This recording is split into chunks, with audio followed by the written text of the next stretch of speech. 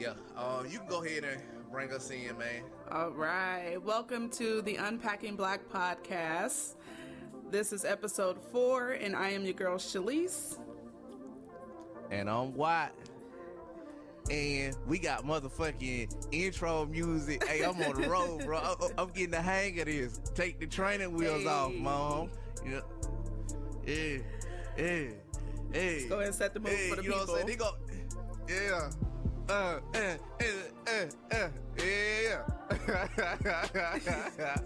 Hey, man. I love it. Nah, goddamn. Man, you know what? This episode 4, this is a motherfucking celebration and all that good shit. Hey, man, we invite y'all to our pod, you know what I'm saying? The Unpacking Black podcast. And we finna get out the box with this shit as soon as this beat start. Because I'm finna cut it, like, right now. Yep.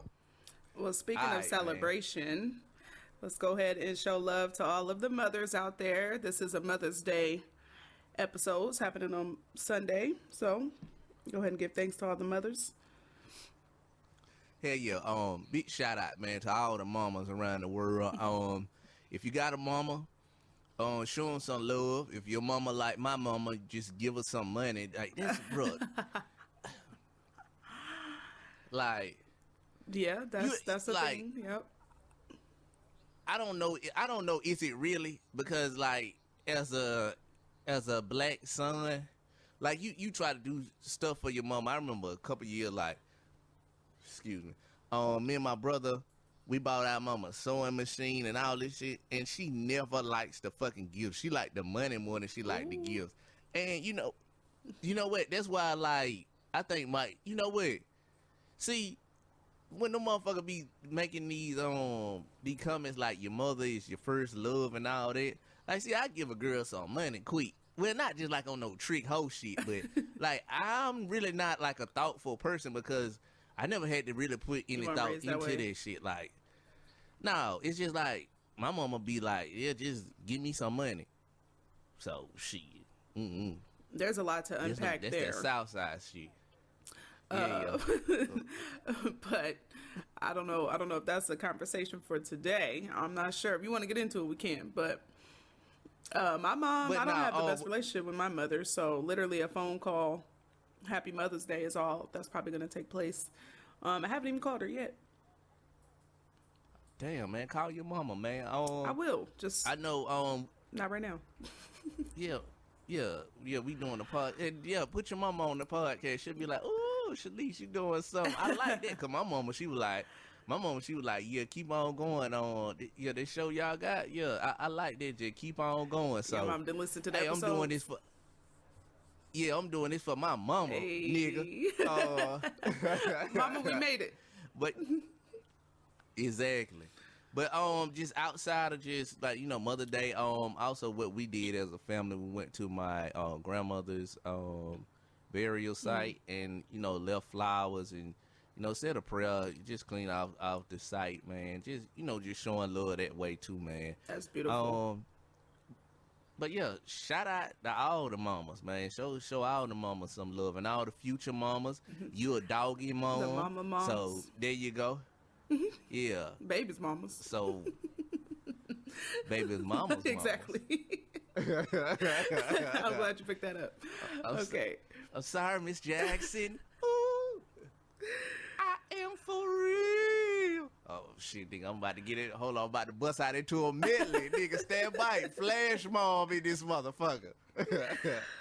Oh, man. But nah, man, shout out to all the mothers on Mother's Day, man, and you know, y'all show your mama some love, bro. No matter when you hear this shit. If you hear the 10 years in the future, just you to listen to this. Just call your mama and be like, "Mama, I love you. P.O.P. Hold it down. I'm legally blind." Oh, I really am, but still. Yeah, man.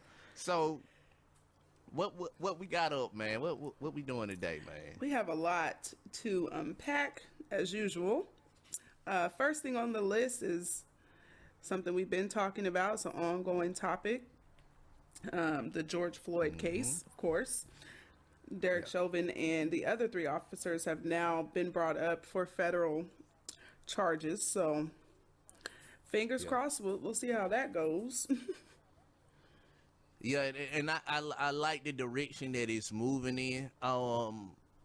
You know, for them to bring charges up on all the other officers for that happening, it's really like a blatant misuse of just, you know, just terrible policing overall.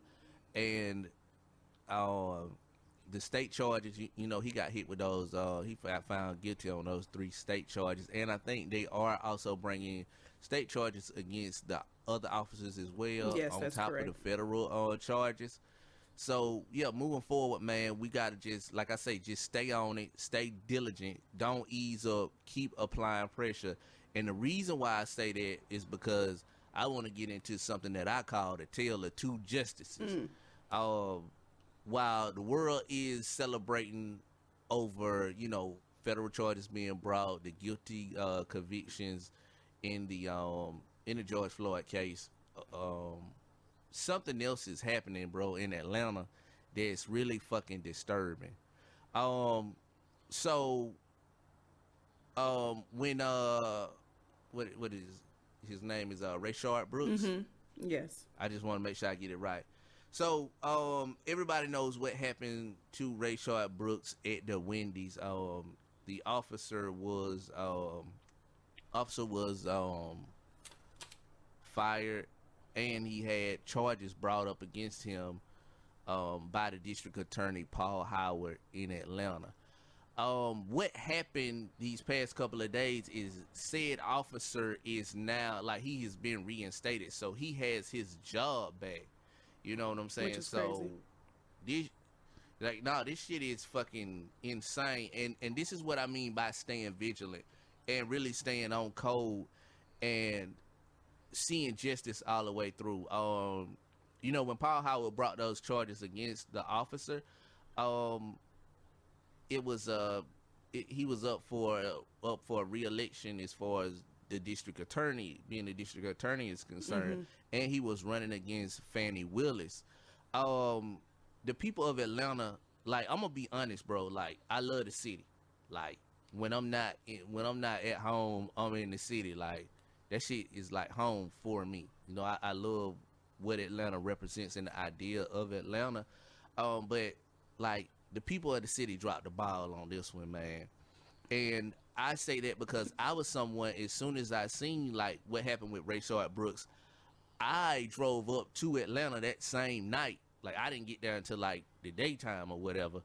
But I drove up, you know what I'm saying? I had work, all these like, hey, other obligations, but nothing was more important than showing support and solidarity for the people of the city, Right. of a city that I got love for. So I drove up there. I got, you know, it's on my Facebook or whatever. I reposted to the Instagram. But you know, I was up there. I was in the action. I was seeing what was going on. I was seeing how the people felt. I was at the Wendy's.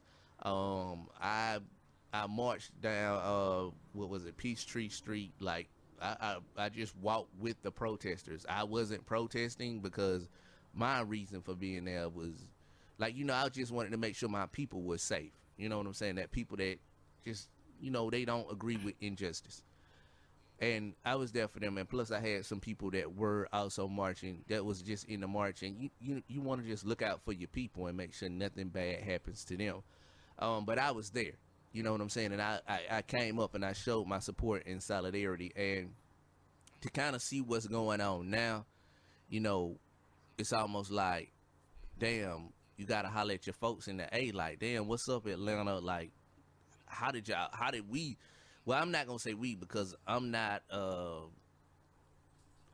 citizen of Atlanta. You know, I'm from Albany, Georgia. Like, so I think it's safe to say we, because we as a people want to see change like, happen. okay, well then, globally, you know what I'm saying, from sea to shining sea. And looking at the way this thing unfolded, man, for this officer to be allowed to be for this officer to be allowed to, you know, kind of be reinstated and have his job back after that, it's almost like they're sending a message there to say, well, hey, we don't give a fuck Right. You know, and this happened almost a year ago. So I think if we don't continue to bring awareness and continue to stay on these cases and remain vigilant, things like this can happen, and they feel like it'll go unnoticed. You know, almost a year later, this man is reinstated and gets his job back. No, we are outraged. We're going to continue to talk about it. We're going to continue to protest. We're going to continue to bring awareness to situations like this, because it is not right. Yeah, and not only that, but shining a spotlight on the people that are responsible. You know, Fani Willis is the district attorney of Atlanta now, and she totally, like, it's almost like she just let this thing go. You know, whatever they got to say about Paul Howard, I don't give a fuck about what politicians do. Like, politicians by nature are just gonna be like, they aren't the greatest people in the world, but you are beholden. Like, when it comes to something like you start to see people in the community get attacked and harmed, it's almost like, I don't give a fuck about what he did. He did the right thing in that moment for whatever reason. So it's like, you know, for him to get voted out and you to bring Fani Willis in, and then it turns into a thing where, okay, this officer gets his job back. They probably ain't gonna bring charges up against him, because it don't even make sense at this point. If you're gonna give him his job back, ain't no reason to be like, well, yeah, we still gonna hit you up on these charges. Like, no. So we already know the road this one is going down, and this is why I say what I say, as far as staying vigilant and staying on it, and having that steady drum beat and really driving this thing home all the way to the end, because this shit'll switch on you real quick. And as far as the citizens of Atlanta, like, your district attorney is bullshit. And I don't give a fuck. And I'm in it, like, nigga, I'm in Georgia. And it's like, bro, to see some shit like that happen, especially with a case like that, bro, and it's almost like, that shit is fucking disgusting. And it echoes my sentiment of what I was saying as far as George Floyd and going into the future. Even when you look at people like Breonna Taylor, like, she hasn't received justice yet. So it's almost like, why haven't they brought federal charges against those officers? It's this thing where it's like, we got to keep the drumbeat going. And that starts from the ground, and it starts from the soil, and it starts with, you know, you and me and us and we. You know, the people on the ground, the people that can hear our voices and listen to what we're saying. Like, and I'm talking to the city of Atlanta on this one, like, bro, like, I don't know what the fuck y'all put in there, because I wasn't able to vote, because I'm not from your city, right? So I can't vote in regards to those issues. But this some bullshit, dog. And I ain't gonna even hold you. And the city really gotta reflect and look and see, like, okay, look, man, if the shit happen again, niggas ain't gonna give a fuck. Like, and I ain't talking about the people in Atlanta. I'm talking about the people outside of Atlanta that got love for it, because, like, I can only, you know, we can show love, support, solidarity up to a certain point, and then it's still on the people that's there to really make change, because you on the ground in that motherfucker every day, all day. So to have a new district attorney come in and do that, it's almost like, get her the fuck up out the paint. If the people in the city hear me and hear what I'm saying, and they got love for Watt, then get her the fuck up out the paint, because if it happened again, it's gonna be just like this again. It can, and then you set an even more dangerous precedent, and that's what we were talking about. It's like the cities around Atlanta. So you gotta understand, like, Atlanta is a beacon for the South and places around the South and close to that area, because in the South we don't have, like, big metropolitan cities. So we kind of look at Atlanta as that city. You know, Atlanta is big city when you start talking about other people in places in Georgia and, like, northern Florida and Alabama and you know, just around the state of Georgia. So it's like, when that shit happens in Atlanta, it's gonna get a lot more worse for us. You know, the people in the smaller areas. So, you know, Atlanta gotta stand strong, man, and Atlanta gotta bounce back, and they really gotta get somebody in there that's gonna deliver justice and be beholden to the people, because this shit is just this shit is a ball drop. I mean, you ain't even try to catch the motherfucker. Like, come on, man. It's not even about catching him. They know who he is, you know, and they. Well, yeah. Go ahead. Yeah, I would say like not so much catching him, but just dropping the ball. Yeah. Not even trying to attempt to just see that through. It's almost like I mean, yeah, but we know who it was. It was fucking Fannie Willis. Like, fuck this shit, bro. Like, you the new district attorney. You need to fucking like you need to see this thing through. Yeah.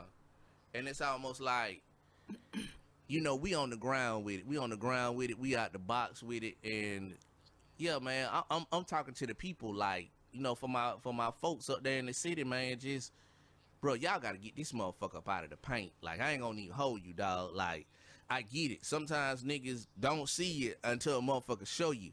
But she done showed you. Get this motherfucker up out of here, because it's not gonna get better for you. It's gonna get worse, bro. And if you ain't really got love for the people in the city and you ain't trying to do right by the people in the city, then yeah, man, no, don't stand next to that. Like, cause that's even more of a risk, because I love the people there, and I feel like the people are at greater risk, because you send a message to motherfuckers to be like, okay, well, nah, I got y'all back. So then what happens the next time it happens? It's a lot worse, and then motherfuckers get to walk, because this nigga ain't. And that's what it is. That's why, you know, unfortunately, the George Floyd case had to be an example. It's like, we need consequences for situations like this, because it's been happening. It's been happening. We just are now starting to make a lot of noise about it. You know, so once we continue to do that and show them that we're not going to let this rest. Every single time y'all do wrong, we want action. It's as simple as that. And we do not apologize. I'm not apologizing for anything. I approve this message 100%. Stand with the people, man. If you're going to elect these people in office and have them represent you in your city and our people, make sure you know who you're choosing. That's why it's important to vote.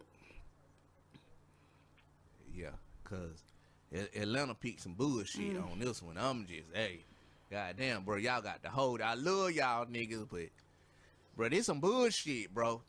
Like, this nigga should be behind bars and not have his fucking job back. I don't give a fuck. Yeah. No. They said that Officer Rolfe was very happy with the decision and appreciative that City Service Board had the courage to do the right thing. That's his statement for receiving his job back. Honestly, I wouldn't want my job back if it was me.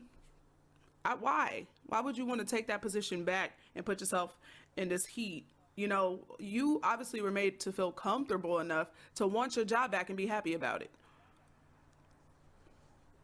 I think it's just, overall, man, it's just a disgusting, it's a fucking, it's just, shit's not good. This shit is crazy. And I think, yeah, man, and I think all the way around, like, that's why I say what I say. You know what I'm saying? And I ended on that note. It's like, that's why I tell the people, man, you got to stay on these things. You got to push all the way through to the end. You're not done until it's over and done and the motherfucker is actually behind bars, because they going to try to pull the switcheroo on you. And for the people that's keeping an eye on the George Floyd case, man, like, stay on it. Keep your eye and keep your foot on their neck, okay? We don't want just your eyes on them.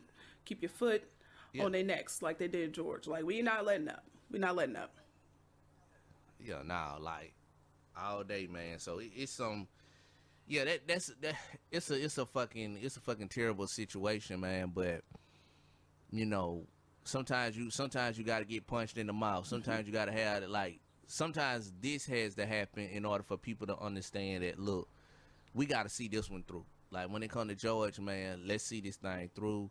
For all the other people that you know had these atrocities committed against them, like, see it all the way through. Like, we have to make sure that the people that do commit these acts against black people, they are held accountable and they are punished. Like, it doesn't stop. It doesn't end at just getting a verdict. It ends with the person being sentenced, punished, and, you know, they had that motherfucking jumpsuit that don't fit and them big ass raggedy flip flops. That's when it ends for me. And I even throw in a little, you get your ass beat inside the pen, or you get a little rape your own situation. Throw a little rape in there. I'm trying to lighten the mood up, but it's like, well, hell, nigga, you get stabbed. Something you're gonna have to do the Michael B. Yeah. Oil yourself up. You better get ready for this fight. But it ain't enough oil in the world to save your ass. You won't be oiling up, so you better oil up your butt cheeks, nigga, because them gladiators gonna run up in you, nigga. What's that? I'm trying to be lighthearted about this shit because it's so heavy, man. That is a terrible taste, It is man. heavy. Atlanta, what y'all doing? And we don't apologize for starting off this heavy today. Absolutely not. Nah. But I mean, we will move on. Yeah. Let's switch the energy up just a little bit. Whew. I'm like, whew. So, I don't know if you caught the episode of Saturday Night Live last night, but Elon Musk was hosting Saturday Night Live. That's huge. Saturday Night Live has been on the air for many years. I think everyone in America, probably in the world, has seen Saturday Night Live and knows what the show is. So yeah, Elon Musk is hosting, and he was talking about, him reinventing electric cars, and I don't know, what is he into, Dogecoin and whatever else he's doing and promoting. He basically went on there as a host to bring some clout to his already very successful fame. First of all, in regards to like Elon Musk, we got to get this out of the way. Him and Serena Williams, them motherfuckers auditioning to be Teddy Perkins on the new season of Atlanta whenever that shit come out. I don't know who's gonna get the role. These are some creepy looking motherfuckers. I don't know neither. Either him or Serena Williams or Lil' Kim. Not they look like twins. Triplets. Yeah.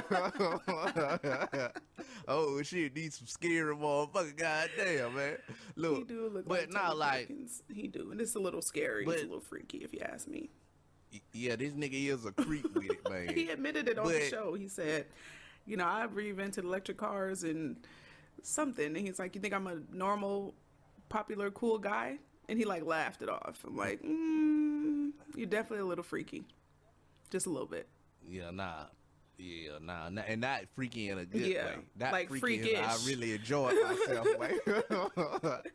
Like Saw, okay? The movie Saw, that's, that kind of freaky. Eerie. Okay. Yeah, or RuPaul Drag Race freaky.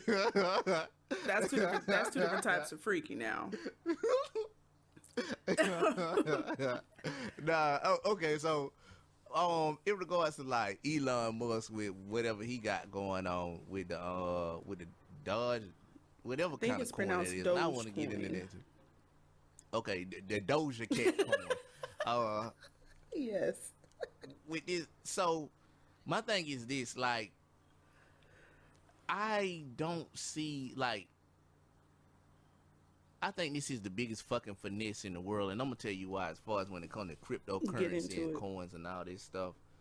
Okay, the problem I have with this universal currency is that, first of all, there isn't just any one specific type of currency. So it would be different if the only currency was like just Bitcoin, right? Mm-hmm. But then they keep coming out with different coins. The second thing is look at the fucking puppy on this coin, bro. This don't even look like a trustworthy dog. He look like he about to tell on somebody. Yeah, this dog look like a snitch. Like, look, man, look. Anytime when I look at a dollar or whatever whatever kind of currency I'm looking at, I'm looking at a motherfucker. They got their wig, they real serious. They got their wig pressed down. You know what I'm saying? Motherfucker got his hair laid. Not the George Washington. He looking. Yeah. Well, I'm looking at Hamilton right now. He got his shit laid down. Like real play, like he a real player looking into the future. Oh my gosh. He sees prosperity. Abraham Lincoln, he looked like a real player. Like he got his hair loose back.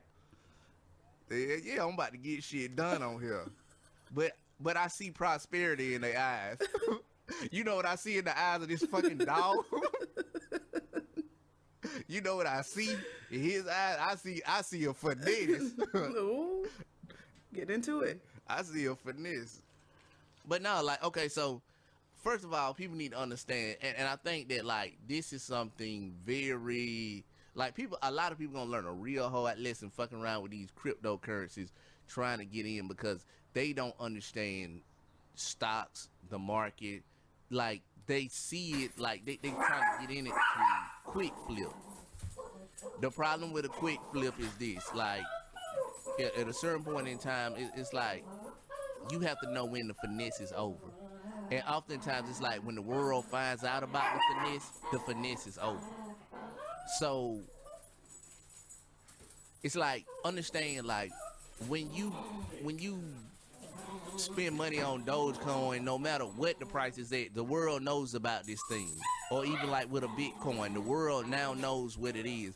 It's a different story when you're putting money in something and the world doesn't know what it is. And this is a new thing to the world. This is something the world isn't talking about. The problem is with most people that's investing in this coin is that they're doing so at a point where people are looking for a bigger sucker than they are. So it's like, yeah, I bought a bunch of coins, but I'm looking for a sucker to buy these coins from me. And that's the game that we playing now. It's like the biggest sucker in the room. But the problem is with that is if you've taken on the risk of being a sucker, you can't see a bigger sucker. And it's almost like a real hustler understands that, okay, look, at the end of the day, a real hustler or a scammer or whatever you want to call it, they know what they're doing. They know what they're running. So they're not going to be tricked by their own trick. But the thing is people are jumping into this and they're looking for an upside or a big return, because that's a part of the finesse. It really is a part of the finesse. So when you look at a Bitcoin, you see how big it exploded, and they told the world about it. So now they got another new coin coming out. It's really not valued that high, just at a couple of cents or whatever. That's the finesse. It's almost like cryptocurrency is a hustle. It's a hustle. When you really think about what it's used for, it really isn't used for anything good. Like, motherfuckers will tell you, like, this is a universal currency, and they give you this, like, altruistic idea of what the currency is. But when you really think about it, motherfuckers are just using Bitcoin on the black market to buy children and fucking organs. Let's be honest about it. But no, like, that's what it's used for, because it's untraceable. So it's like, okay, if I got dollars that's untraceable, you can buy anything, what am I going to do with it? Yeah, so I'm gonna buy a whole bunch of bullshit that's really not like if what I was buying was actually good, if what I was buying was actually like, okay, I don't have to hide this, then I just buy it with fucking money. If I need to buy something without being traced, that means I'm doing something nefarious, because I don't want a paper trail on me. Why I don't want a paper trail on me? Because I need a new kidney, people, and I'm not about to wait in line. That's what that means. But the thing is with and not to get too far away from my point, with Dogecoin, man, I think a lot of people are getting into it for the wrong reasons. I think a lot of people don't understand investing. I think a lot of people aren't even going to people that are investors and know what the fuck that they talking about. They just kind of getting out here because it's the new craze and they trying to do the quick flip. But you got to understand, like, you're running into a scheme where they're making suckers out of whoever's running into this scheme. So if you didn't catch this thing when it was worth absolutely nothing and then it became something, then you're the biggest, like you the biggest sucker in the room at the end of the day. The same way with the gameplay stock. It's like, it's the pump and dump. It's like, okay, we wake up one day and this gameplay stock is like fucking huge. But the only people that made money off of it was the people that put money in at the very beginning. So everybody else that's putting money in when they find out about it or a little bit after, because they see it's going up and it's a hot stock, what they don't realize is that this shit is worth nothing. So then it gets to the point where this thing is big and then the bubble pops. So you believe that it's not actually creating generational wealth, that they're just recycling the same pot of money? Yeah, well, it's a finesse. And as far as this idea on generational wealth and investing, yes, investing can make you money. It can, you know, Yeah, if you do it the right way. It can make your money grow if it's done the right way. More importantly, let's talk about the real investment in America. Okay, I'm going to give you the secret of it. The real investment is the people. The real investment is what you create with your own two hands. If you take a couple dollars and you got a working idea and you put said money into your idea and you bring your idea, you come back with a proof of concept, you bring your idea to life and your idea actually has value and it helps people's lives, then you will be exponentially richer. The real value is in the people and not in the stock market. You have to understand, like, okay, when it's That's a word right there. But it's facts though. So it's like, okay, if Tesla is worth a bunch of money or Google is worth, you know, we look at these stocks and we see how good they are, how big they doing. If all the programmers decide to walk away from Google, what the fuck is Google worth? If all the engineers and the people that design and build these Tesla cars walk away from it, what is it worth? The value is in and has always been in the people. And somebody told me something, and I think this is paramount, and it's so true even in this instance. It's like you never lose betting on yourself. So if you're going to put money somewhere, put it in you. Yeah, you can take money and put it in these companies, and people do that. But you got to understand, like, okay, that's how millionaires are born, but you don't really understand how rich these people are and in comparison to the money that they put in the market. So if someone has $1 million in the stock market, they probably got like 4 or 5 million on, you know, or in a business or doing something that's generating like they're enriching themselves. Like, we never actually look at it in its totality. It's like people aren't putting their twos and their fews, and they ain't putting their last in the stock market to be like, well, I hope this makes me rich, and I hope this makes my family, gives my family generational wealth. You know, so the real generational wealth is in the people. Is putting your money into you, building and creating something to add value to people's lives, and that will enrich your life. Because if you really want to think about it, like when we look at businesses are, in essence, they are just like, it's like a money printer. If you got a business and you're creating something and you're adding value to people's lives, you make money hand over fist. It's almost like, and it never stops. Versus what you'll make in a market averaging a 10-15% return over the span of 30 something years. It's like, yeah, you put 100,000 in, and or maybe you put a couple $1,000s in and you end up with $500,000 or $1 million. We know now in this day and age, with the information we know and the things we see, $1 million isn't generational wealth. Correct. You know what I'm saying? $5 million isn't generational wealth. Generational wealth is an unlimited amount of money, even if it's something more than you can spend in your lifetime. So, like, to put a dollar amount on it, that's not generational wealth. Generational wealth is passing down a business. So it's like, okay, long-term money. Yeah, so it's gonna make money in a perpetuity forever. Like, yeah, you can put money in the stock market, and sometimes it's up, sometimes it's down. But I mean, if you really think about it and look at it, motherfucker, you can blow an inheritance with a fucking drug habit. Yeah. Like, or just a spending habit. That money can go quick if you don't know what to do with it. Yeah. Cocaine and prostitutes will bring you back to zero fast. Know what? I'm gonna let you have that one. You will be at the bottom because you know that's how it happened. When them motherfucker free falling, oh yeah, nigga, them the motherfucking cement blocks on you. That drug habit and them hookers. It will. Welcome to the homeless shelter, motherfucker. Look, you see what it did to Lamar Odom, and I just want to say something. I just want to say some people, these are jokes. I love all these people. All these people are my people, and just don't take it personal. We getting canceled by Serena Williams and Lamar Odom at this point. They got enough money to shut us down. And Teddy Perkins, yeah. Elon Musk. Oh shit. We getting shut down. The motherfucking. That's gonna be called. This gonna be called to your house. Unpacking Dogecoin podcast. Be like, I'm your host, Elon Musk, and we out the box with it. Taking over the whole show. Oh shit. Nah, it might happen. I don't know if we pissing a lot of people off or what, but I'm just giving the real and giving facts, man. Look, if y'all want to invest, I'm all for investing, invest.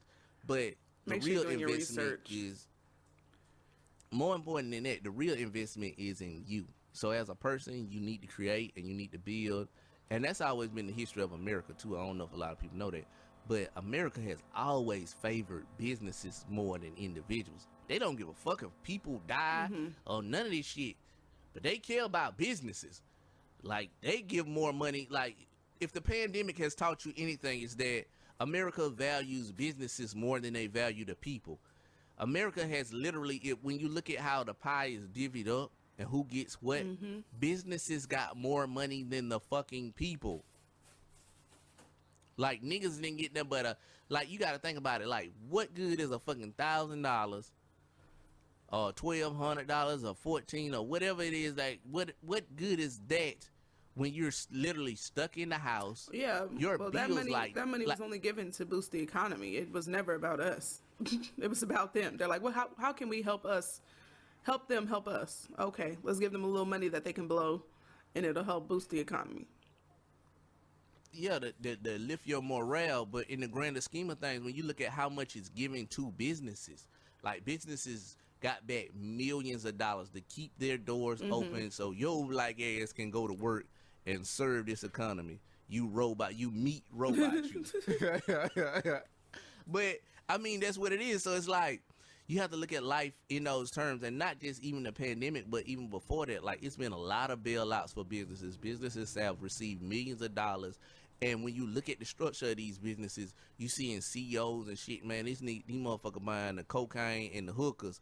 They ain't on no downward spiral. They trending upward. I don't know how they going to the moon with that dope and them hoes on them, but they were headed that way. So motherfuckers getting like millions of dollars in just like salaries and bonuses, and these companies are fucking tanking, and then they go to the government and get a bailout to get more money so that they can buy more yachts and whores and dope. And at the end of the day, when it comes to you, the employee, like, nah, nigga, this is all we got left is pennies. That's the game they run on you as an employee, but they buying them hoes and that dope, and they don't even want to share the hoes and that dope with you, and you on the ground. Nigga, you all the way up there. I want some dope. No. I want some. Well, I don't want no dope. I don't want no dope. I don't want no hoes. But just I don't know what I want. I want just like a man. Typical. I want. Look, I want for this show to make it to episode 5. At this point. Yeah, let's make it to 5. We just want to play the intro music for y'all one more time. Yeah, nah, man. I think that really, at the end of the day, bro, the true investment, man, and where you should really put your money, and you'll never lose putting your money in yourself and building for yourself, man, because that's the real investment in America. Like, yeah, invest your money in you. And when I say you, I don't mean buying nigga shit. I mean investing in a business, a creation, an idea. Yeah. We got good ideas. Put that money there. And if you already got one, put that money in promotion, advertising. To grow your business. If you would like to advertise. Yes, if you would like to advertise on the Unpacking Black podcast, send us a motherfucker. I'm going to put the cash out. But give me your cash out after this episode. Because we going to get paid out here. Yes, feel free to promote any businesses. If you have your own podcast, you want to promote yourself, your brand, your business, just come to Unpacking Black Podcast and we'll do it for you. We got you covered. Come to Death Row. Getting tired of all the podcasters, all on the microphone, all in your videos, all on the Instagram, all in their little TikToks. Come to Unpacking Black Podcast. I know that's right. Y'all ain't got love. Y'all ain't got love for Shelise and what? Well, let it be known. We know where we at. We know this the internet, cuz. He said, "Come to death row." Oh shit! It's the Source Awards all over again. I think on a lighter note, we can go ahead and get into this Kevin Samuels and Umar back and forth debacle that happened. First of all. So, you can go ahead. Why were they so upset? Like, what was the animosity? I'm confused. You would think they had beef back in the day. Like, they, mess with the same girl or something. But anyway. So this is what happened if y'all been living under a rock and y'all ain't been on Twitter. So, what happened was Kevin Samuels had a show where he was talking to a woman on his show, and the woman basically said, like, why don't you talk to us like Umar?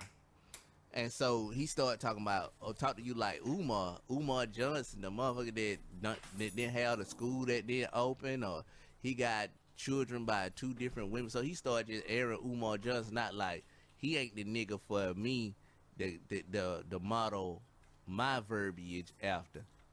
And so, he sent a shot, like there was a shot to Umar.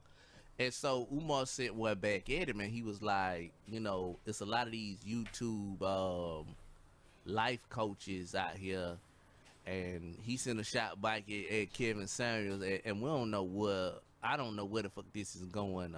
It's just, but that was the gist of it. I find it hilarious though, man.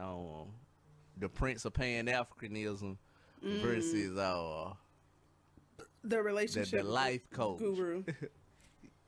Yeah, he the guru, the relationship god. They were really going back and forth, God. like, and I'm trying to figure out. A lot of people have a lot of things to say about Kevin Samuels, and a lot of people stand with Dr. Umar, but we got 2 grown black men bickering, going back and forth at each other over something so minute on live on social media. Like, I'm confused. I just feel like there was better things we could have used that time for. Yeah, now it was the most randomest shit in the world. But let me ask you a question, because you are a black woman. How do you feel about, like, not you snapped your face. I'm trying to get my dog's attention. So, how do you feel about, like, the way Kevin Samuels delivers his message? Because we spoke about it on a previous, So, like, as a woman, how do you feel about it? I know you done seen some of his clips. So, how do you feel about it? I think it's definitely a little harsh approach. It could be said differently. At the same time, I also understand that these women know what he's about. They know how he delivers his messages, and they still continue to go on the show. So me personally, I would never seek any advice from him. I already know where this is going to go. I'm not going to sign up to be offended. Why would I go do that? So it's a free country. He can say what he wants. I don't necessarily agree with it. I don't know what makes him qualified to feel like he can give this advice. So Shelise will not be seeking any advice or relationship advice from Kevin Samuels. No, not in this life. I won't be doing it. I mean, he's being supported by the people, so he wouldn't be a thing if people weren't supporting him and retweeting and reposting and keeping him relevant. So clearly y'all like something about it. I mean, even more so than that, like, we have to actually understand that this man is being supported by women, and maybe not in the way that people think. And I just want to kind of add a level of introspection to this. It's like women call his show up a lot. Women allow themselves to be, they allow themselves to be in his presence, or take up his time and have a conversation with him. And so it becomes a thing is that, like, I don't understand, like, and I wouldn't even say I'm playing devil advocate, but I don't understand, like, why women object to what Kevin what Kevin Samuels says or how he says it, if you have women lining up, like women are literally on his phone line waiting to talk to him, and these motherfuckers are like, he's just giving this assessment of women. And I think that, you know what, Kevin Samuels, like, what he has created in this moment is genius, and I'm gonna tell you why it's genius, right? So we are living in an age where, whether it's due to social media or just, you know, just social norms shifting, it's almost this thing where, at least in black culture, women are being heralded as like fucking superheroes. So it's like, you know, these motherfuckers are like Batman, Superman, Darkwing Duck, even great cartoon. But like, women are being heralded as like superheroes, and it's almost a thing where it's like, this isn't reality based. Like, this is some fanatical type of thing that's going on within society, to the point where it's danger. It's almost like Kevin Samuels is counterbalanced to society. Like, and like, this is why he comes off the way he comes off. And I'm giving introspection here because I'm telling you about what's going on in society. It's almost like, look at women, go women, yay women. Everything is women empowerment, and everything is just woman friendly. If you look at social media, social media is dominated. Don't feel that way, right?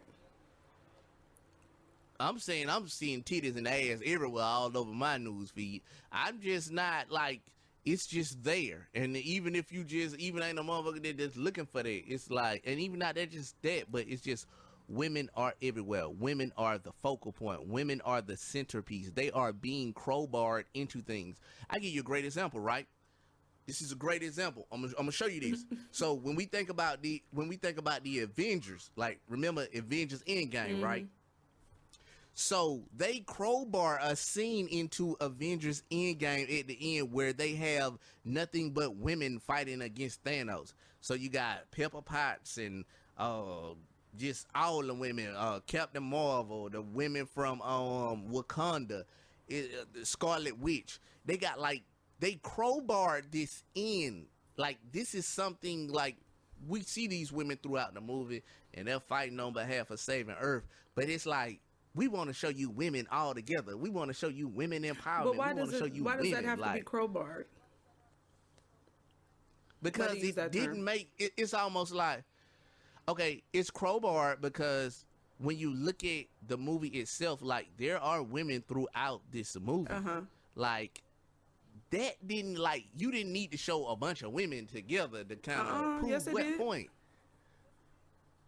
But that's my thing, though. It's almost like, and that's what I'm saying, like, in regards to Kevin Samuels, it's like, he is balanced, like, he is counterculture. He is balanced to the way this culture is moving, the way this society is moving.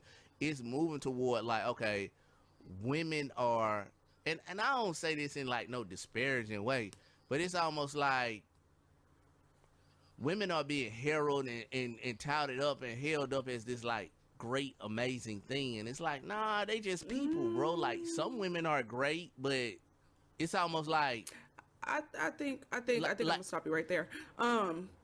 Since we are talking about women, let me go ahead and chime in. I think it comes to moments like this where some people feel like it's being paraded around in their face just because there's a scene at the end of Avengers Endgame with all these women fighting this big, powerful Thanos. You know, what's the problem with that? That scene should not have bothered you either way. I didn't even notice it until you brought it up. Oh, you ain't seen it? I seen it. I seen the movie multiple times, but it never dawned on me like, wow, they really crowbarred this scene to show the world like women are strong and powerful and they can come to, like, I never thought about it that way. To me, it was a great movie. I was like, okay, awesome, cool. Fuck Thanos. Well, yeah, but to you saw it in a different way. To you, it's like, oh, they had to throw all these women in here just to prove a point. And I think it's just about, you know, your thinking. And the reason why they did make that scene happen is for people who think a certain type of way. They're going to keep shoving it in your face until you change your thinking. But no, it ain't just, it's not my way of thinking. It's just like, I'm looking at this movie, right? And if they were to like, okay, I give you another great example. I seen another movie. Like, this is the same thing that's happening. Like, it's something that's happening within culture that I know that, okay, maybe people aren't paying attention to, but I'll give you another example, right? Excuse me. Ocean's 8. Okay. Ocean's 8 is an all-female movie. Great. Awesome. When we look at, okay, it really isn't a good movie. It really isn't. it wasn't as good as, like. So you talking about production? Or are you talking about storyline? You talking about the casting directors? Which part of it was bad? So I'm saying, like, it's just done. It's done solely for the purpose of, like, appeasing society. Like, we just want to show you a bunch of women. But isn't most movies made for that same reason? Isn't the point of making a movie is to appease society? Who would watch it? I think art is a lot different. You said what? I think art is different when we start getting into movies and art. I think it's different. I'm just saying, man. What are you saying? Why? When you look at when you look at Ocean's 8, it's done for the sole purpose or the sake of, like, let's show female empowerment. And it's not like, my thing is, it's not bad if it's done in a way where it's like, okay, this is the focus of the movie, or this is what the movie is about. But it's almost like, nah, niggas is doing this to kind of, like, because this is a hot topic in society. I just felt like they did it that way because it had never, been done before. Why wouldn't you make a movie where it's showing off, these 8 badass women? I would. Why not? But the thing is, if not everybody's making that movie, then hell yeah, I'm gonna make that movie.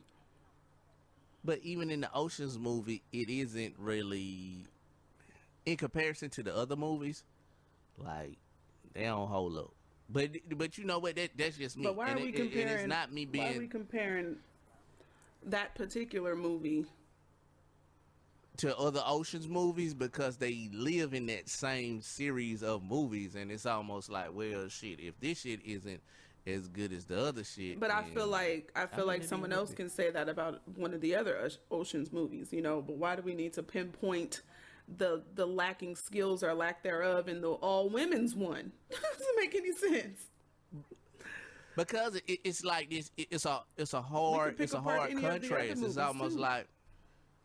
So when we have the other Ocean movies, like, my thing is that, like, I don't, like, it's like this. I don't have an issue with women shining or women doing great things. Like, women have always done great things, and I've never looked at women like, oh, you're beneath a man. Like, no, bro. Women have done a lot of great things throughout history. Like, one of the greatest women in history is Harriet Tubman. She freed slaves. She fought in the actual Confederate War. You know what I'm saying? Like, she was a spy. Like, this motherfucker was like the female 007, like, in real life. This shit is amazing. Yeah, she was a nurse. So you can't miss these things. Or, like, it's not me minimizing these things. Like, this was just a great person in history. I don't like the fact, as a culture or society, when we make this, like, when we're saying, like, okay, women are great. But it's like, who you are doesn't make you great. What you do makes you great. You know what I'm saying? So it's one of them things where it's like, okay, if you do something great, or if you do something that services society, or, you benefit the society as a whole, then yeah, you should be considered great. Okay. I agree. Hands down. I'm not against that. But when people are just creating things, just being like, okay, as women, it's almost like, okay, think about it like this. If we saw an all-black sitcom, or we saw an all-black movie, or all-black whatever, and the shit was trash, or it wasn't good, we would say it was trash. Or at least I would, if you're honest. If you're one of those people who are very bold and blunt in what you say, and you speak truth regardless of, just because it's black. If it's whack, it's whack. I don't think I'm going to say, you know what, that movie, it was with a whole bunch of black people, so I'm just going to overlook the fact that it was whack. Like, no, we really went out and watched it and showed up for you because it was black. But now that we have seen it, it was whack. Like, it is what it is, you know? And I hope y'all do better on the next one. I mean, like, we can say that too. Like, okay, so, you know, we're black. So we have a black perspective on, and you know, the way we ingest things. And like, you know what? I'm going to say this. I never looked like, and I'm just giving like movie examples. I never looked at like the Marvel universe and was like, oh man, I wish we had a black character. Black Panther came along and it was like, yeah, it's cool or whatever. You know, he came in the Civil War, but then it's almost like they introduced Black Panther, and then they introduced like when Chadwick got his own movie, great actor. Like, when we actually look at that movie, it was like, it was a lot of great actors in that movie. So, okay, we never actually, and so what we see when we look at this, when we looking at people fan out, right? People going in and they dressed up in these African garbs or whatever. It's almost like you're doing this for something other than the movie, because you niggas never read a comic book. Who? You niggas would never really. Like, niggas wouldn't really, like, niggas wasn't really, niggas was, what I'm saying is this, niggas wasn't shooting in the gym. That's what I'm saying. I don't think that's true. But then it turns into this thing where it's I don't believe that's true.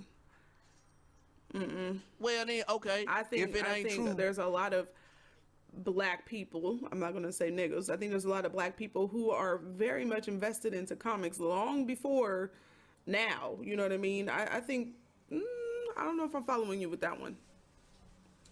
But I mean, I never actually, what I'm saying is this, I never actually looked at the Marvel series and I was like, you know what, we need an all black superhero. Like, no. Yeah, like, but we do. And not but to we say do, that, and we did need an all black superhero. But you know what? We had already had one. And don't nobody give Wesley Snipes his flowers while he's still alive. My Blade?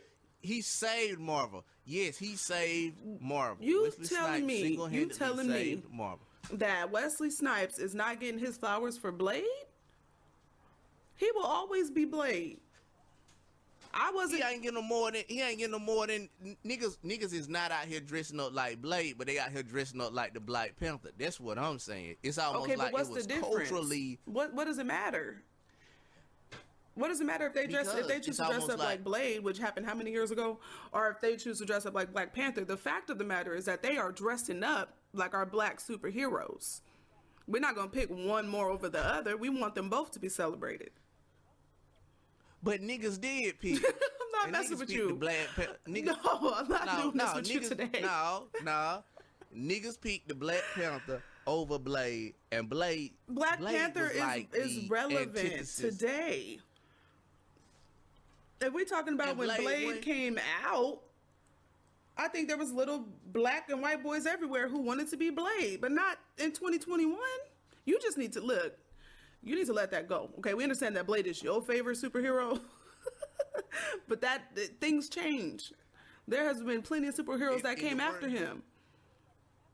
In the words of the legendary actor Wesley Snipes that played Blade, it's always one motherfucker trying to ice skate up here. There we go. And that's all I got to say about it, because because we can go on with this, but what I am saying you saying? Like, what I'm saying is I had to look it up. Blade came out in 1998, and you want to talk about how people ain't give Wesley Snipes his flowers. Everybody in the world knows Wesley Snipes is Blade. In the world, Craig. But you know what? Let's do this. Let's do this.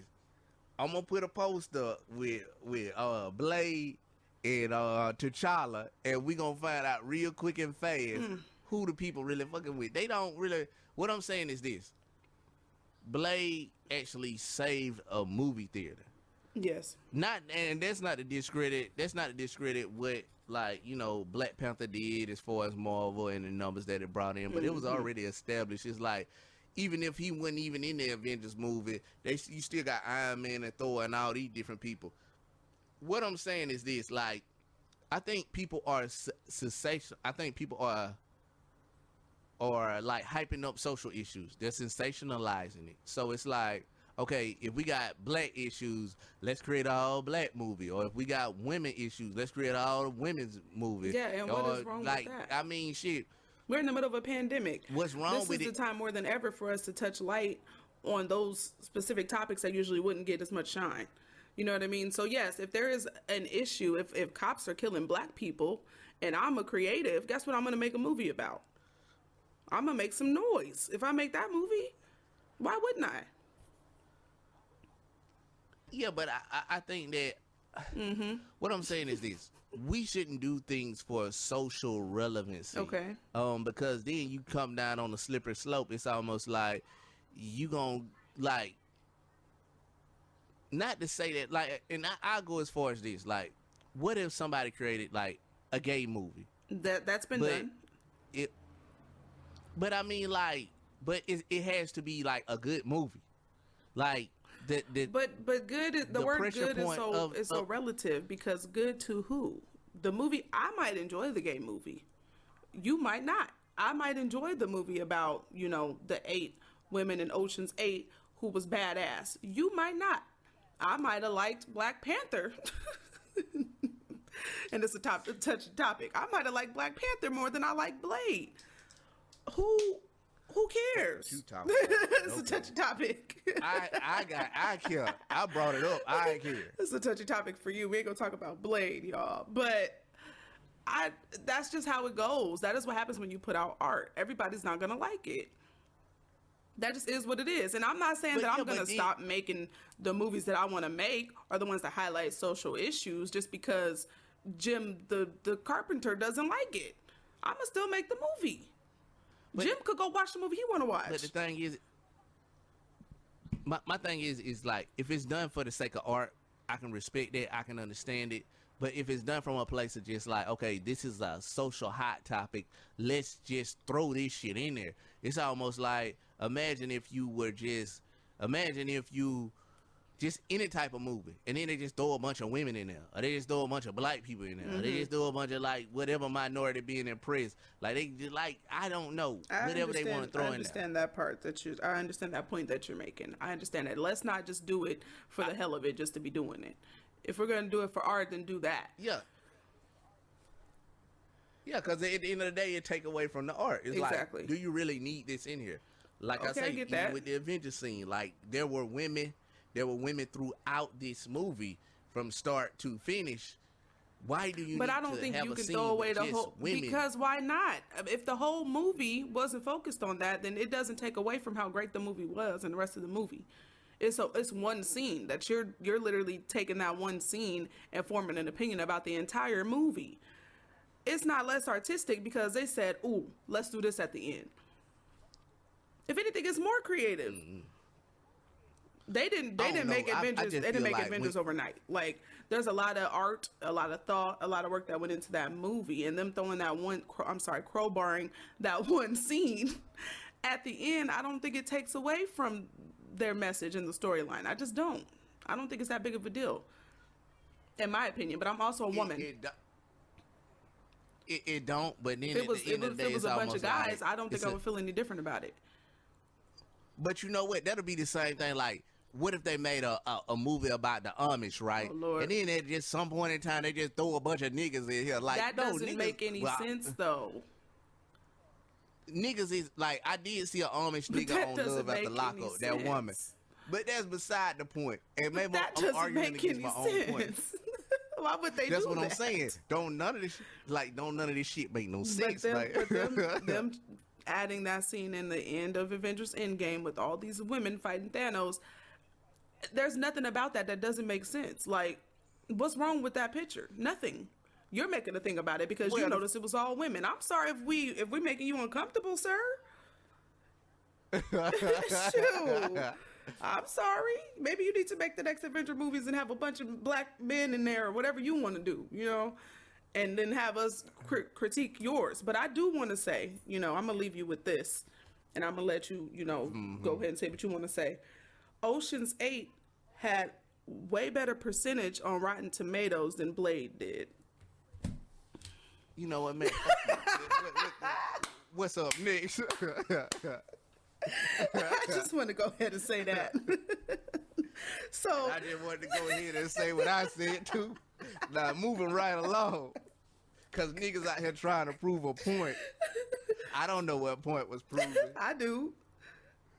It's all bullshit. It's all relative. The movies that you want to see isn't necessarily the movies that everybody else want to see, and vice versa. That's all I'm trying to say. Okay, niggas out here seeing whatever they want to see. Okay, okay. They had very strong opinions on Blade. Look, apparently I ain't the only one with glasses. And then they just gave him a low score on Rotten Tomato for the simple fact he was the first real black superhero. Okay, let's see how many. Let's see what percentage of Rotten Tomatoes gave Black Panther. How about that? Well, they gonna hype it up Why? anyway because it's like it's a cultural hot button. Niggas out here getting gunned down left and right. With you. So people was getting gunned down. People was getting gunned down when Blade was out too. Don't play with me. I bet if Blade was on the motherfucking streets, it wouldn't have had. Well, where was he at? Real nigga vampire. Well, where was he at? Yeah, so Black Panther got 96% on Rotten Tomatoes, okay? They outshine Ocean's 8 and Blade, just saying. And these are all happening in different time zones. Let's just throw that out there. You know what, man? Man, look. Fuck people and their opinions. Moving right along. That is great. That's a great way to end that segment because the last 30 minutes was all your opinion. So no, that was a empirical fact. T'Challa would not approve. Okay, rest in peace, Chadwick Do your Boseman. Googles, niggas.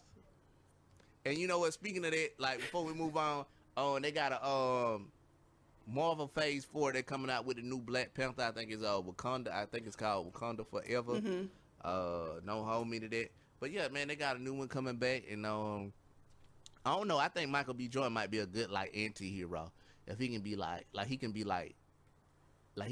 the niggas Magneto. Oh, Lord. Like he really can. I feel that. I feel that in him and his acting ability and his chops. He can be like our Magneto. So the movie is scheduled to be released July 8th, 2022. So next summer. God. Black Panther Wakanda Forever is due to be released. Yeah, long as like we need a good anti-hero movie. Like we need just a badass like nigga be like, man, look, man, fuck all this shit, man, fuck everything. I'm do them lean, pop them drugs, You know what? say today. That's what we're not gonna nigga, do. I'm gonna fuck up a hoe. Don't be like me, kids. Don't do drugs. Don't do drugs Drugs and make is sure all you a go bit for check some- out Blade. Let's make Blade relevant again. Yeah, that's right. The first real superhero. The real true Marvel black superhero. Let us As pray. if you didn't know. What we got? What we got next?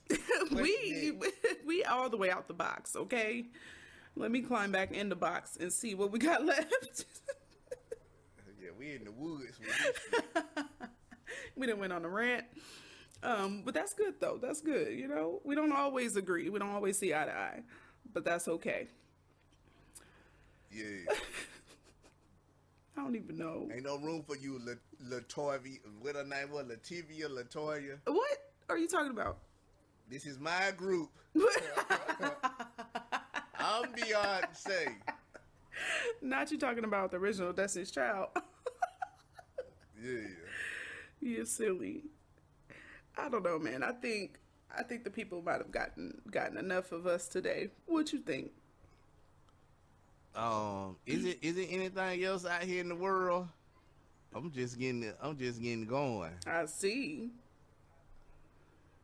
There was another heavier topic, but I don't know. I feel like we went heavy in the beginning too. It's up to you. If you want to keep going, we already had our hour and 10 minutes of ranting and raving. Oh, we already we're an hour and 10 in. Well, you know what? Yeah, now it let's go by quick, huh? Yeah, it do. Oh, now music review. Oh yes, yes. Yeah. We cannot forget the music reviews. Yes, let's do it. Yeah, man. Sorry, y'all gonna have to stick with us a little longer. Yeah, a little bit. Now they like being here. Look, so in case y'all was living under a rock or smoking a crack rock. Wow. Some music dropped in the past couple of days, man. So what you been listening to, Shelise? Ooh, Moneybagg Yo. So I just got introduced to Moneybagg Yo not even a few months ago. I usually don't listen to a lot of this newer rap, forgive me. But when I started getting into Moneybagg Yo, I was like, okay, I like this. She make me speed to work. I could get with it. So when I heard that he was dropping a new album, I went ahead and downloaded it and streamed it immediately. Okay, so please check that out if you have not already. Hold on, let me pull it up. Let me get my facts straight. So what's your so you listen to it? What's your favorite song off that album? Ooh, that's a hard one.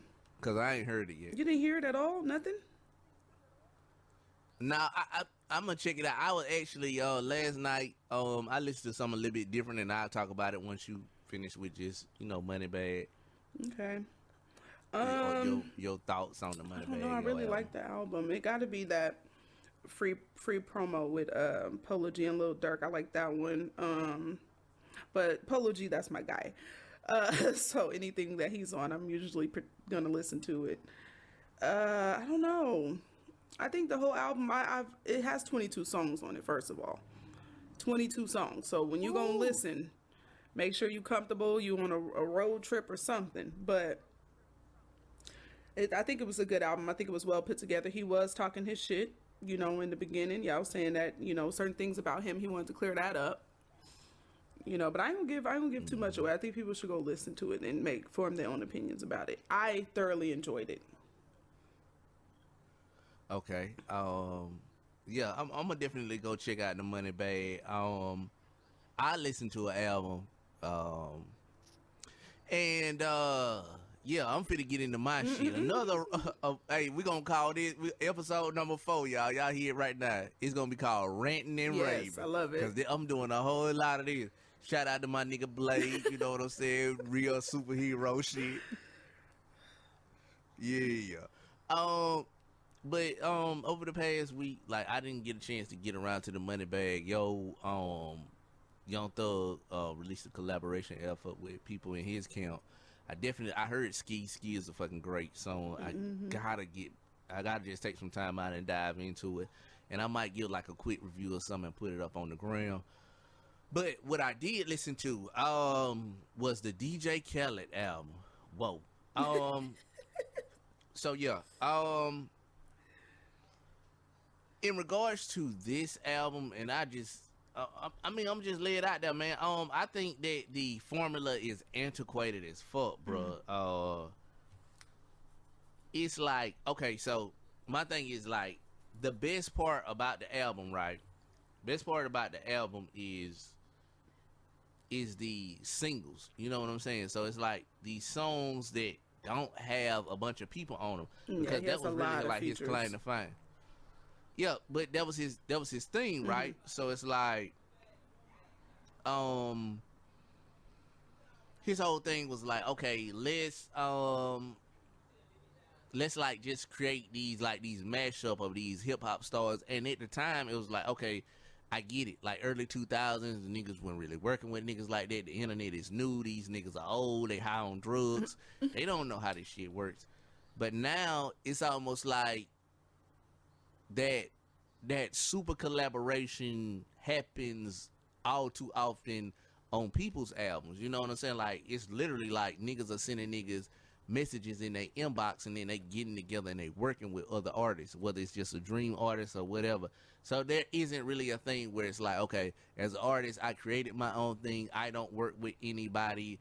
If this artist gets a feature from me, or if someone can facilitate it, you gotta understand, DJ Khaled, his claim to fame, what made him a star was his ability to facilitate different artists getting on songs with each other. So when you think about I'm So Hood and all these other different records he had, it was always this dream type of mashup, and that's where you would find it on his albums. The world isn't like that anymore. So those type of songs become antiquated unless you're doing some really odd pairing. You know what I'm saying? So it's unless you're doing something where you might have like you start to kind of dip into other genres or whatever it is you're doing, and you're creating these songs. It's like, okay, then yeah, maybe it might have a little bit more flash, but this album doesn't do that. It's almost like, bruh, that artists that are working with each other, they would have probably worked with each other on their own projects. So it's like, yeah, this isn't exciting. You know, the highlight of the album is definitely like, bruh, Cardi B, Big Paper. She did a thing on that one, like major way. Shout out to Cardi. The Lil Wayne, the Lil Wayne and the Jeremiah song, Thankful, that was pretty dope. I'm really not a fan of the way he's using these samples neither. It's almost like we've heard these before. If you somebody that follow DJ Khaled and you fuck with him, you know what I'm saying, you're kind of a listener, you've been around, and a lot of these samples are very recognizable, so it's not really like anything done to them from a production standpoint that makes them like stand out. You know what I'm saying? So it ain't nothing where it's like, oh shit, I ain't think he was gonna flip that the way he flipped it. You know, Pop Star by Drake, that was another standout. I mean, speak on it. The thing is like, the thing is that like, ultimately at the end of the day, when you look at this album and what it is and the way it is, it's like, it's so antiquated. It's so fucking, it's just so, oh, we've seen this before. We've seen other people do this before on their albums, and it really isn't anything that's making the audience want to check it out. So like, after listening to it, outside of the songs that I like, I probably won't go back to it. I probably won't listen to the whole album. You know what I'm saying? It's like, it really, first of all, it isn't any depth there to that degree. It's almost like, yeah, niggas is chasing big club hits. And I do believe, you know, it might be some things on there that'll go in a club. You know what I'm saying? So, but that's just what it is. Okay, cool. You didn't like the Sorry Not Sorry? Nah.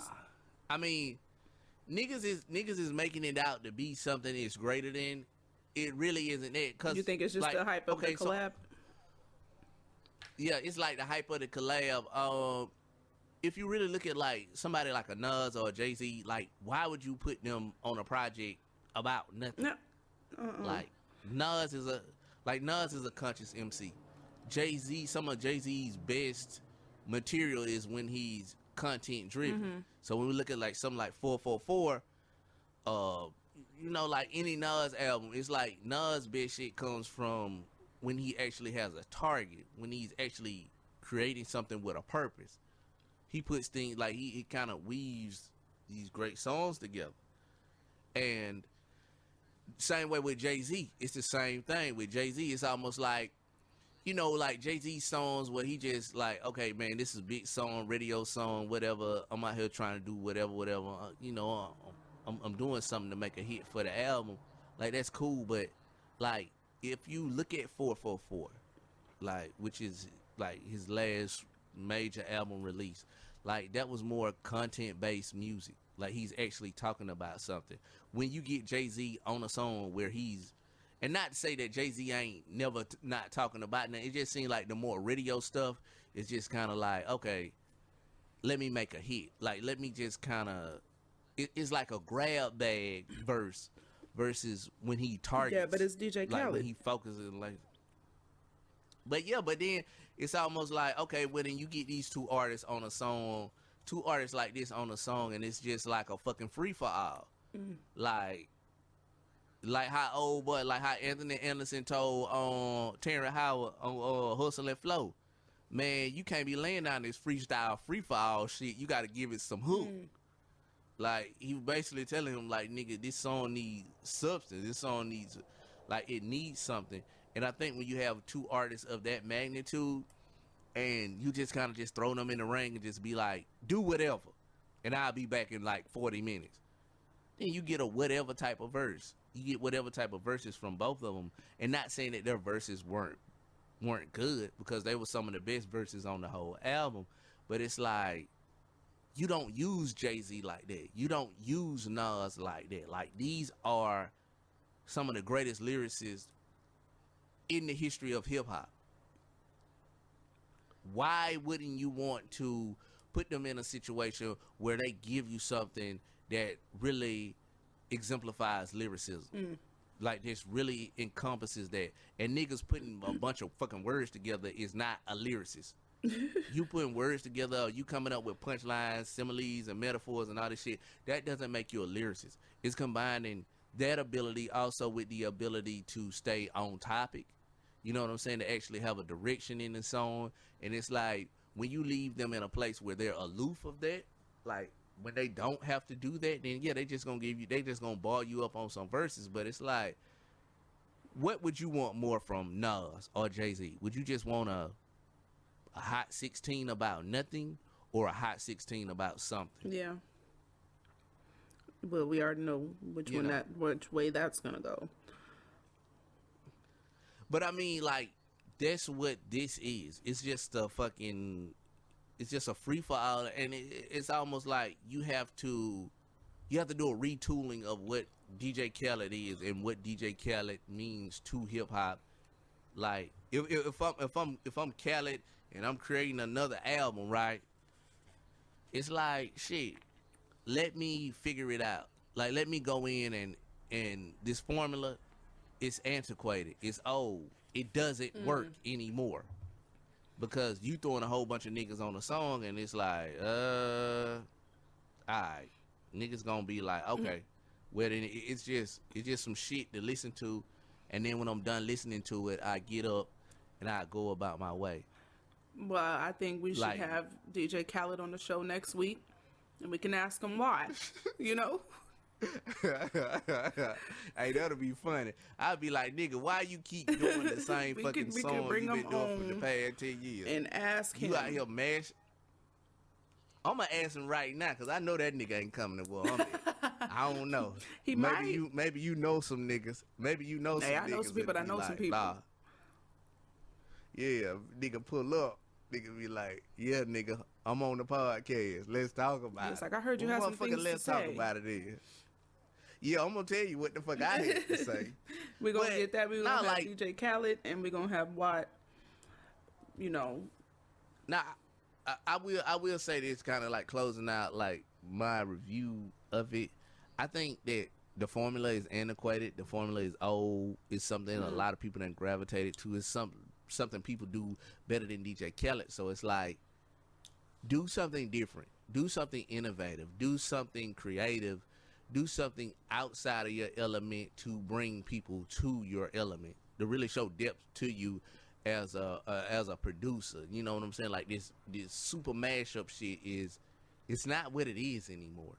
Like, that's not where it is. We live in a world where two people can be in two different places and do a podcast at the same time. So, nigga, what you're doing is not special. Like, that was a literal example. Y'all see what I did there? The podcast, the people in the pod, do you see it? Do you see me in my glory? This is why I am the David Ruffin of the group. You know what? It's okay. He was replaced also. But no, like, I would tell Kelly, like, constructive criticism. Do something different. Do something new. Do something innovative. Hell, if you're going to do this mashup shit, why not get unknown artists and create an album and just do it different? Like, I thought about that. Like, niggas, instead of getting all these big names on these records, bro, take a bunch of niggas nobody knows. Give you good verses. Give you great songs. Do that. Well, there you go. You can go ahead and create that, Watt. Don't give them the gems. You make the gems. But the gem ain't even for me. That's what I do, man. I just spit out gems. You know what I'm saying? But you know what, man? Do it. Make it happen, though. If it ain't been seen before and you feel like the world needs this, create it. Yep. You're welcome. Thank you so very much. But outside of that, yeah, that was my take on the DJ Khaled. I'm ranting and raving. J. Cole dropped a new single. J. Cole. The interlude. The best. It was dope. I don't know, man. It still might be that NyQuil nighttime shit. I don't know. I love me some J. Cole, and you ain't gonna go there. Not today. No, that like niggas be saying that shit. I know some niggas that be like, man, nah, that man, that shit. Bedtime story then and listen to it. Hit play. And that's what they do. Hit play. That's what they do. They put on KOD and on Born Center. I don't care. And go to sleep. The shit sound like a 10-hour rain video. That's not a slight at J. Cole. I'm not saying that. Niggas in the street be saying that shit. They be like, nah, man, this shit ain't really that bop. But I get J. Cole. I understand the music. I understand, like, what makes him is, like, this mood and this vibe he's created. It's, like, it's real ethereal. It's just real, like, like, as much as it is, like, the lyricism and stuff, like, the soundscape he creates. And he's very masterful, and he's good at that. It's a vibe. Like, it's a feeling. Like, he creates something, like, sonically that's, like, his tag. Like, you know it's a J. Cole song when you hear it because of the way it sounds. And he doesn't rap over, like, not, like, trivial, like, you know, like, the shit that niggas rap over, like, you know, like, that's not him. So he takes his own approach, and he creates and crafts, like, something very unique. And the interlude really shows that he's still following that path, which isn't a bad path to follow. Forest Hill Drive, one of the greatest albums of all time. So listening to the interlude, it's a sneak peek into it. Like, he got his bars, you know what I'm saying? He coming with it. So I fuck with it.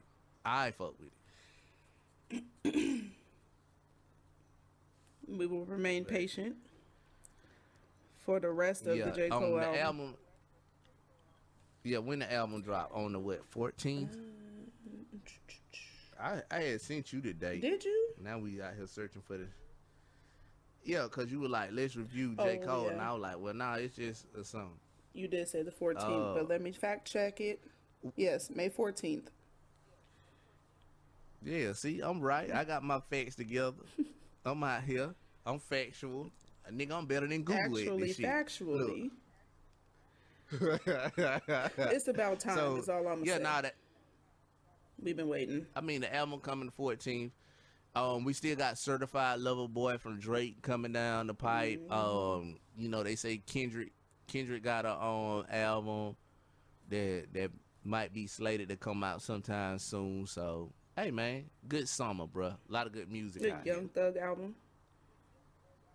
Yeah, Young Thug album. I gotta check out the Money Bag. Yo, you might skip the DJ Khaled album. I'm gonna listen to it. I don't know. He got a lot of features on there. People that I like. So I haven't heard it yet, but I'm gonna check it out. Yeah, man. And again, see, I might feel completely different about it when I hear it. I might be like, "That's the hottest thing, the best thing since sliced bread." You gonna be like, "Huh?" And so then he gonna hit your Instagram up. He gonna be like, "You smart, yes, you loyal, you intelligent. Get rid of why." Yeah. You going places. Shoot, why gonna get rid of me? You Beyonce. I'm Beyonce and you. I and can you never David get Ruffin. rid of you, man. I'm you Beyonce and I'm Latavia or whatever name. Latavia. You Beyonce and I'm Matthew Knowles. How about that? Come on now. Oh, you're hilarious. And the one, and the two. Absolutely hilarious. But now, is it anything else we gotta discuss? I don't think so. If there is, they're gonna have to wait till episode 5 to hear that part, because we was way out the box with this one, which isn't a bad thing. We're not apologizing. Nigga, we was at the box off the moving truck. On the moon. I did. Yeah, we was on the U-Haul. We was out the U-Haul. We went from the Underground Railroad to the moon. You goddamn to the right, underground man. Tunnel with Elon Musk. Hey, you know what? That is funny. That nigga did create the underground tunnel. Oh, see? Shit. He think he doing something. Now I got to keep my eye on him. Teddy Perkins strikes again, people. Shut up. Oh, shit. Oh, my God. another successful episode. We are at 1 hour and 30 minutes. We hope you guys are still with us. And yeah, I'm satisfied. Yeah, man, I'm good too. And on that note, I'm Watt. Follow me at Watt1Band. Also, follow the Unpacking Black podcast on Instagram. And if you're hearing this on YouTube, man, hit that subscribe button, hit that like and that subscribe button, man. Come over here and fuck with your folk, man. We doing this every week. Every week. And yeah, fuck with us. Yes, and I am Shelise. You can follow me at Shelise_with_the_melanin. And again, please, please, please subscribe to our YouTube channel. We love all the support. We love all of our followers. And we're going to continue to create dope content for you guys. And on that note, we out the box with it. Do you hear me? Yeah.